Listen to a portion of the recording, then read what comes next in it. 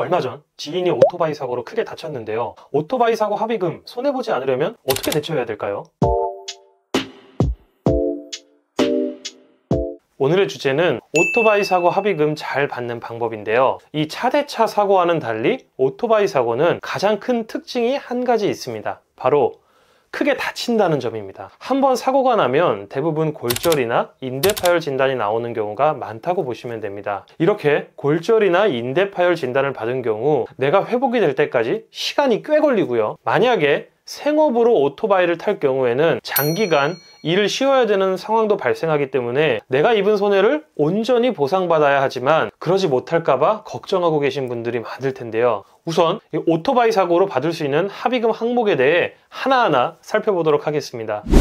먼저 이 자료는 자동차 보험 약관에서 상해 급수에 따라 금액이 정해져 있고요. 간병비의 경우 상해 급수 5급 이상부터 인정되며 만약에 상해급수 1급이나 2급의 경우 최대 60일까지 간병비를 인정받을 수 있습니다. 다음으로 휴업손해인데요. 이 휴업손해 항목이 많은 분들이 가장 궁금해하시는 부분입니다. 이 휴업손해는 내가 일을 하지 못하는 기간을 전부 인정받을 수 있는 것이 아니라 통상적으로 실무에서는 입원 기간만 인정받을 수 있는데요. 따라서 짧게 입원하고 통원 치료를 오래 받는 경우 보험사로부터 휴업손해를 온전히 다 받지 못하여 손해를 보는 분들이 많습니다. 그렇다면 이렇게 퇴원 이후 장기간 일을 하지 못해서 발생하는 손해는 어떻게 보상받아야 될까요? 합의금 항목 중 일실수입이라는 항목이 있는데요. 이 일실수입이란 이번 사고로 인해 내가 장래에 얻을 수 있는 수입을 얻게 되지 못하여 발생하는 손해를 뜻하는데요. 말이 좀 어렵죠? 예를 들어 내가 500만 원의 월 소득을 얻고 있었는데 사고 이후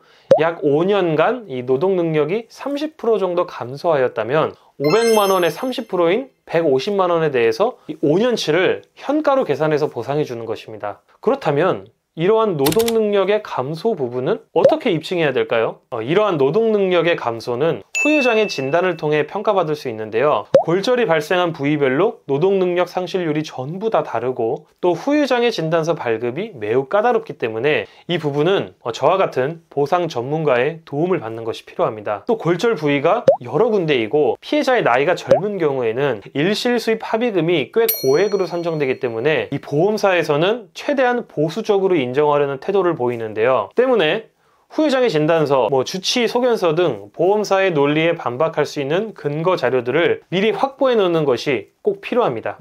자, 이제 정리해 보겠습니다. 오늘 영상을 통해 알 수 있듯이 내가 오토바이 사고로 크게 다친 경우 내가 손해본 만큼 합의금을 받는 것이 생각보다 쉽지 않다는 것을 알 수 있습니다. 또한 퇴원 이후 장기간 일을 하지 못하여 발생한 손해에 대해 제대로 보상받으려면 후유장애 평가를 통해 일실수입 합의금을 받아야 되는데요. 이러한 과정이 복잡하고 어렵다고 절대 포기하지 마시고요. 합의 과정에서 문의사항이 있으신 경우 고정 댓글에 있는 상담 신청 링크를 남겨드릴 테니 참고 부탁드리겠습니다. 오늘 영상은 여기서 마치도록 하겠습니다. 앞으로도 지속적으로 도움이 되는 보상 지식에 관해 영상 업로드 예정이니 꼭 구독해 놓으시길 바라겠습니다. 영상 끝까지 시청해 주셔서 감사합니다.